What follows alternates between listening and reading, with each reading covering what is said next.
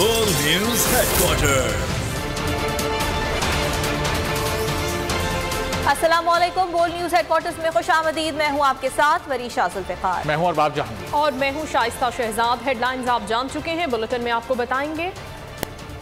एतजाज का एतराज, लरसती जमीन कपकपाते इंसान। ज्वाइंट सेशन का एजेंडा क्या? चांद की तलाश, सस्ता आटा या जिंदगी। और आज मौसम कितना औसम। सबसे पहले सबसे अहम खबर, अदलिया पर भी हमले हो रहे हैं। Chief justice Umar Ata Bandial, supreme court आईनी इदारा है जिसे ऑडियो टेप से बदनाम किया जा रहा है। रिमार्क्स दिए गए अदालत की जानिब से सब्र और दरगुजर से काम लेकर आईनी इदारे का तहफ्फुज करेंगे। चीफ जस्टिस की जानिब से कहा गया, आईनी इदारों को बदनाम करने वाली ऑडियोज की कोई अहमियत नहीं है। अगर शफाफ इंतखाबात में बदनीयती होगी तो हम मुदाखलत करेंगे। चीफ जस्टिस की जानिब से रिमार्क्स दिए गए। बाज़ औक़ात सुप्रीम कोर्ट की बातों को गलत समझा जाता है। चीफ जस्टिस ने कहा, हमने केस में कहा कि 1988 में एक ईमानदार वजीर आजम था। हमारी इस बात को पार्लियामेंट ने गलत समझा। चीफ जस्टिस उमर अता बंदियाल की जानिब से कहा गया, सुप्रीम कोर्ट ने गुलाम डोगर के तबादले के खिलाफ अपील खारिज कर दी है। सुप्रीम कोर्ट के चीफ जस्टिस उमर अता बंदियाल ने अहम रिमार्क्स दिए। उन्होंने कहा कि अदलिया पर भी हमले हो रहे हैं। सुप्रीम कोर्ट आईनी इदारा है जिसे ऑडियो टेप से बदनाम किया जा रहा है। मजीद जानेंगे बोल न्यूज के नुमाइंदे तैयब बलूच से। तैयब, बताइएगा क्या कार्रवाई हुई आज की समाअत में?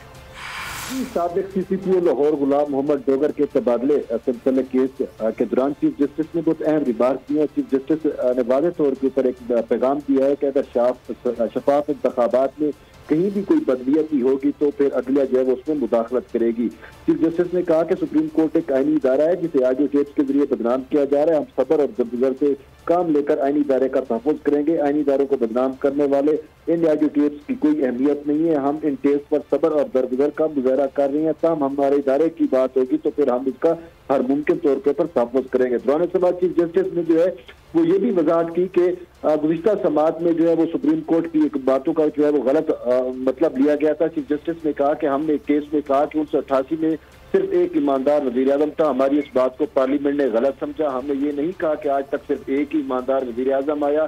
चीफ जस्टिस ने कहा कि हमने आईनी इदारों को अपने फैसलों में तहफ़्फ़ुज़ दिया। अदलिया पर भी हमले हो रहे हैं, अदलिया का भी तहफ़्फ़ुज़ करेंगे। दौरान समाज जो है वो गुलाम महमूद डोगर के वकील आबिद ज़ुबैरी ने कहा कि मैंने गुलाम महमूद डोगर के फैसले के खिलाफ अपील दायर की है। चीफ जस्टिस ने कहा कि सर्विस ट्रिब्यूनल के एक बेंच ने गुलाम महमूद डोगर को बहाल किया जबकि दूसरे बेंच ने जो है उसका फैसला जो है मुअत्तल कर दिया। इलेक्शन कमीशन की जानिब से ब्यूरोक्रेसी में तबादलों की मंजूरी के बाद आपका मामला भी वैसे भी गैर मुअस्सर हो चुका है। और दौरान समाज जो है वो आबिद ज़ुबैरी ने कहा कि अगर यही मामला है तो फिर मैं जो है वो CCPO गुलाम महमूद डोगर की अपील जो है वो वापस लेता हूँ। ताहम अपील वापस लेने के ऊपर सुप्रीम कोर्ट ने मामला निपटा दिया। जी ठीक है, मामला निपटा दिया गया तैयब, लेकिन जो बड़े अहम दिए गए तो दोनों जानिब से जो वकला पेश हुए उनके दलाइल की भी तफसीलात से आगाह कीजिएगा। और गुलाम महमूद डोगर का करंट स्टेटस क्या होगा? जी, गुलाम महमूद डोगर को जो है वो तो नौकरी पे बहाल कर दिया है ना, तो वो तो अभी CCPO लाहौर के फराइज सर अंजाम दे रहे हैं तो वो सर अंजाम देते रहेंगे। ताहम जो वकील इलेक्शन कमीशन है उसने कहा कि तबादलों का इख्तियार जो है वो जो है इलेक्शन कमीशन के पास है और इलेक्शन कमीशन ने ये इख्तियार निगरान हुकूमत को दे रखा है।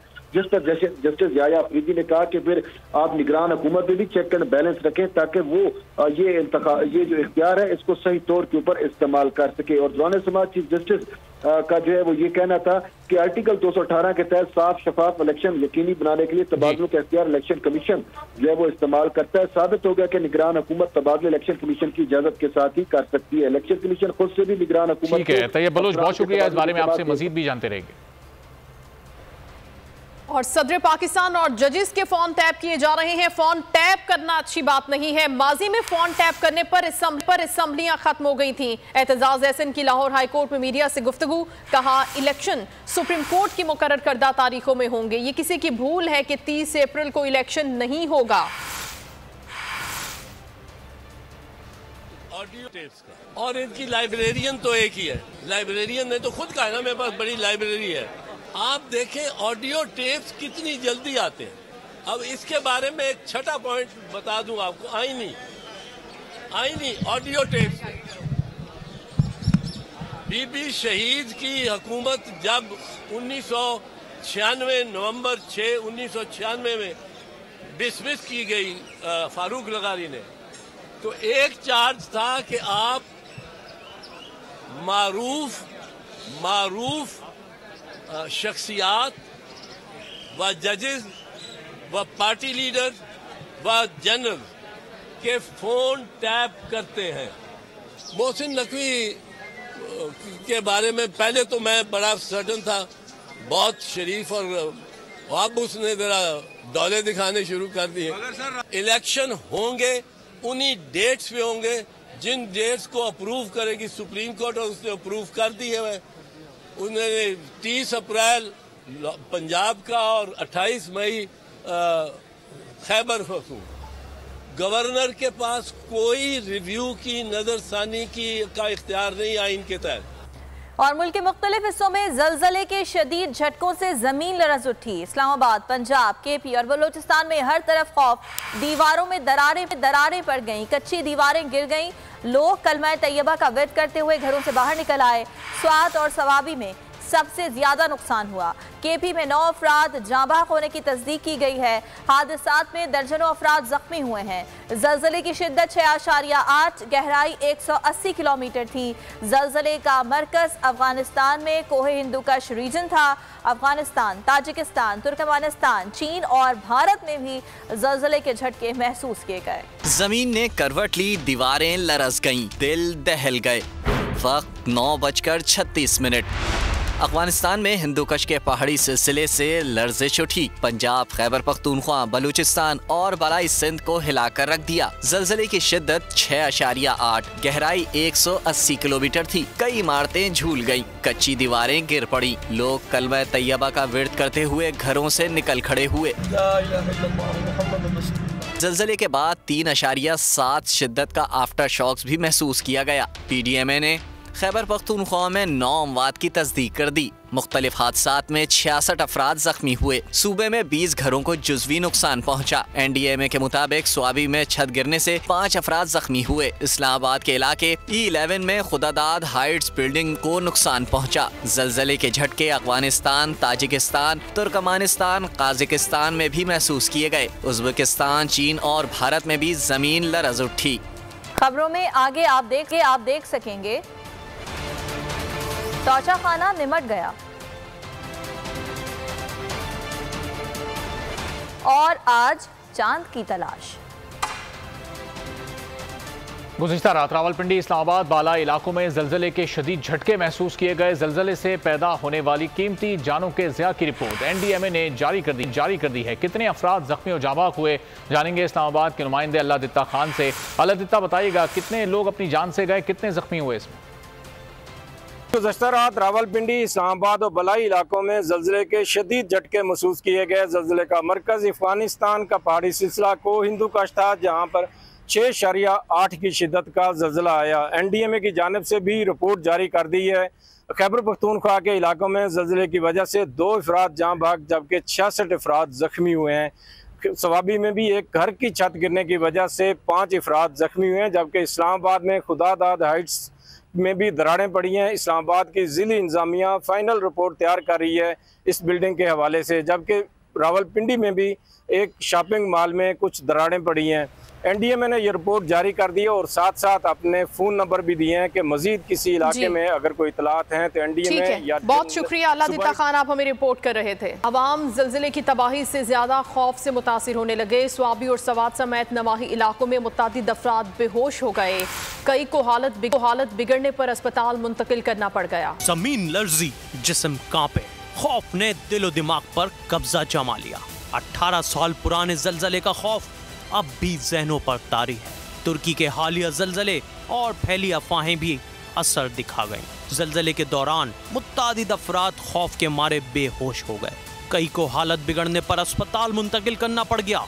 बेहोश होने के वाकयात सवात और सवाबी में रिपोर्ट हुए। जलजले से मुल्क का बड़ा इलाका ज्यादा मुतासिर हुआ और मुल्क में शदीद जलजले के झटके। पाक फौज हमेशा की तरह मुल्क कौम की खिदमत में सबसे आगे। इमदादी सरगर्मियों के लिए हर लम्हा तैयार। आर्मी चीफ की जानिब से मुतासरा इलाकों में इमदादी सरगर्मियां शुरू करने की हिदायत जारी कर दी गई। हर घड़ी तैयार कामरान पाक फौज के मेहनती और बेलौस जवान अर्ज़ वतन पर आने वाली किसी भी आफत से निमटने के लिए पाक फौज की खिदमत हमेशा की तरह आज भी बेमिसाल। मुल्क में आने वाले army chief general Asim Munir की हिदायत पर तमाम मुताल्लिका यूनिट्स को इमदादी सरगर्मियों के लिए तैयार रहने की हिदायत दे दी गई। ज़लज़ले से अब तक 9 अफराद जाँ बहक और 160 से जायद जख्मी हुए। मुतादिद इमारतों में दरारें पड़ गयी। यार के मुताबिक तमाम मुताल्लिका आर्मी और FC की अर्बन सर्च एंड रेस्क्यू टीमें किसी भी इमरजेंसी से निमटने के लिए तैयार है। कुदरती आफात हो या सिक्योरिटी चैलेंजेस, पाक फौज अवामी खिदमत में हर अव्वल दस्ते का किरदार अदा करती रही है और करती रहेगी। पार्लियामेंट के दोनों ऐवानों का मुश्तरका इजलास आज दोपहर 4 बजे होगा। मुल्क में दहशत गर्दी की वजह से अमन व अमान की बिगड़ती सूरत हाल पर बहस की जाएगी। फौज और फौजी क़यादत के खिलाफ सोशल मीडिया मुहिम के खिलाफ मजम्मती करारदाद मंजूर की जाएगी। ज़राए के मुताबिक पार्लिमानी उमूर का कहना है कि PTI पर पाबंदी की करारदाद लाए जाने का कोई इम्कान नहीं। में अमन व अमान की बिगड़ती सूरत हाल अराकीन पार्लियामेंट आज सर जोड़ेंगे। कौमी असम्बली और सेनेट का मुश्तरका इजलास आज दोपहर 4 बजे पार्लियामेंट हाउस में होगा। इजलास का 2 नुकाती एजेंडा जारी कर दिया गया। इजलास में दहशत गर्दी के बायस अमन व अमान की बिगड़ती सूरत हाल पर बहस की जाएगी। कौमी इदारों के एहतराम के मामले पर भी बहस होगी। इजलास में खारजा पॉलिसी, मुआशी सूरत हाल, मौसमियाती तब्दीली पर भी बहस होगी। अफवाज पाकिस्तान और उसकी क़यादत के खिलाफ सोशल मीडिया पर हर्जा सराई के खिलाफ मजम्मती करारदाद भी मंजूर की जाएगी। ज़रा के मुताबिक पार्लिमानी उमूर के मुताबिक इजलास में PTI पर पाबंदी की कोई करारदाद नहीं लाई जा रही।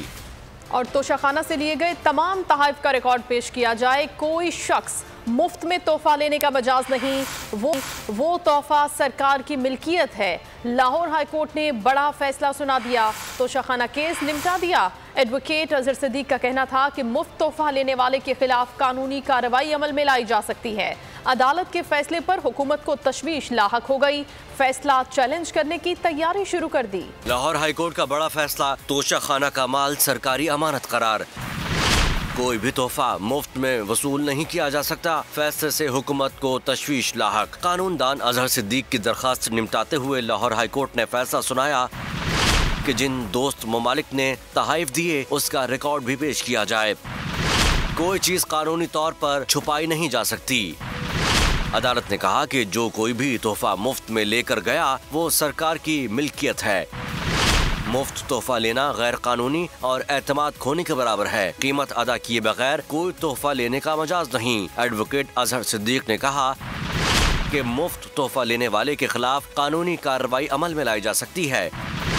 दूसरी तरफ अदालत के फैसले पर हुकूमत परेशान नजर आने लगी। एडिशनल अटॉर्नी जनरल ने अदालती फैसले के खिलाफ अपील दायर करने का ऐलान किया है। और पाकिस्तान में आज रमजान मुबारक का चांद नजर आएगा या नहीं, बोल पोल में हिस्सा लीजिए और अपनी राय का इजहार कीजिए।